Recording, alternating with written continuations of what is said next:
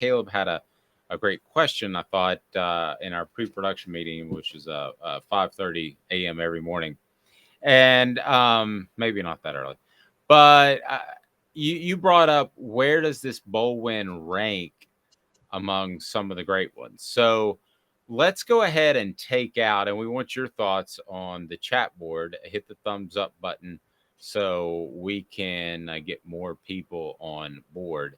Now, as far as best bowl wins, don't we have to take out the Fiesta Bowl if we're going to do this? Well, so I got a post on Off the Hook Sports right now, ranking them, and I did put the Fiesta Bowl number one. Okay, But so if it's you kind want of to take it, so it's kind of everybody else. So as far as where this one ranks, I would have it behind the Sugar Bowl in '85, and part of that was the season. I'm looking to see where you have. So you had the Sugar Bowl number two, so we're on the same page. Then you go way back in time. Well, let's count them down. So we know the top two. We're going to do this all crazy stuff. 91, the Sugar Bowl. That was Virginia losing to Tennessee 23-22. Funny you have that game up there. That was, I think, my first college football watch party when I was like 17 years old. And we had a bunch of friends over, and Tennessee ended up winning, but it certainly didn't look that way throughout a lot of the game. no, it did not. Andy Kelly, Tony Thompson. I mean, we talk about Tom Brady. Andy Kelly seemed like the Tom Brady of Tennessee because it seemed like he always was good for leading a comeback. And you never knew. I feel like you never thought you were out of a game when Andy Kelly was quarterback. And that probably had to do with the offensive weapons, honestly. I think that was the most loaded Tennessee ever was with offensive skill players that Well, period. and definitely a lot of luck in the miracle at South Bend. I mean, like 8 things had to happen for Tennessee to pull off that comeback win. But nevertheless, 1943 Sugar Bowl, Tennessee Tulsa. You're going back in time. What was special about the 43 Sugar Bowl? 43 Sugar Bowl was the first Sugar Bowl Tennessee ever won. And I think that counts for something. They didn't win the SEC that year. They had one loss. John Barnhill was coaching Tennessee. It was the last game they played before canceling the 43 season because Tennessee, like most of the Southern schools, had most of their players going to fight the Nazis in World War II. And amidst that backdrop, Tennessee scores a pretty big Sugar Bowl win. Tulsa was number 4 at the time. I believe they were undefeated. Tulsa. I believe they had a strong case for the national championship, and Tennessee beats them 14-7. 1971 Sugar Bowl, Tennessee 34, Air Force 13. Another legendary team that actually didn't win a championship because that loss to Auburn cost them the SEC title. Tennessee won that game to finish 11-1, finish in the top 5. It was the end of the 1970 season, Bill Battle's first year, loaded with talent on that team. Jackie Walker stands out to me the most, but a guy named Philip Fulmer was playing offensive line for that team in 1970. Wow. 1990 Cotton Bowl. This one's interesting. I don't know if you know this backstory, but Chuck Webb, he was a freshman, correct? Correct. Okay. He ran for 250 yards in a 31-27 win over Arkansas. He was just shy of the Cotton Bowl record, but I was told that Johnny Majors didn't think a freshman should win that record. So they gave a couple of carries at the end to somebody else. I don't know if you'd heard that story before, but that was a really big win by the Vols. Was Tennessee won 31-27. If you look at the way the 1989 season ended, Tennessee won their bowl game. I believe Alabama lost theirs. So Tennessee was the only one-loss SEC team after Tennessee, Alabama, and Auburn split the SEC title 3 ways. So Tennessee finished number 5.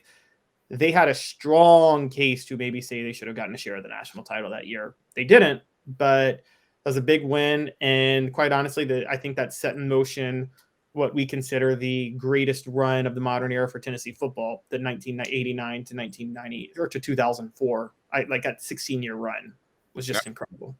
Totally agree. 2022 Orange Bowl is where you have Tennessee beating Clemson 31-14. So that's last year. So number 6, that's pretty strong stuff.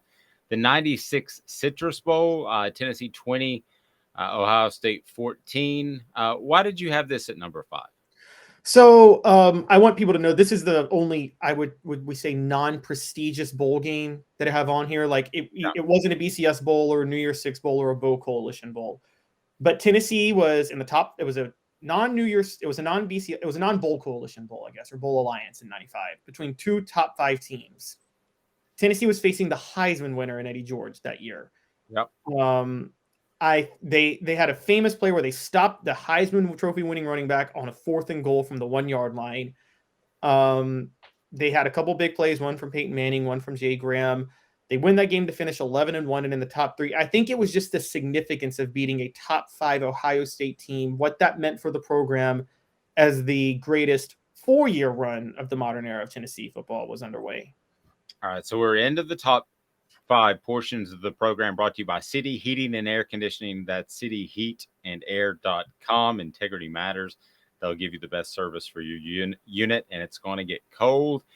And then when it gets warm, units tend to get stressed, and they can go out. You need to know if it's just a service thing or if you need a whole new unit. City Heating and Air Conditioning. The 1951 Cotton Bowl. I was not old enough to be at that game.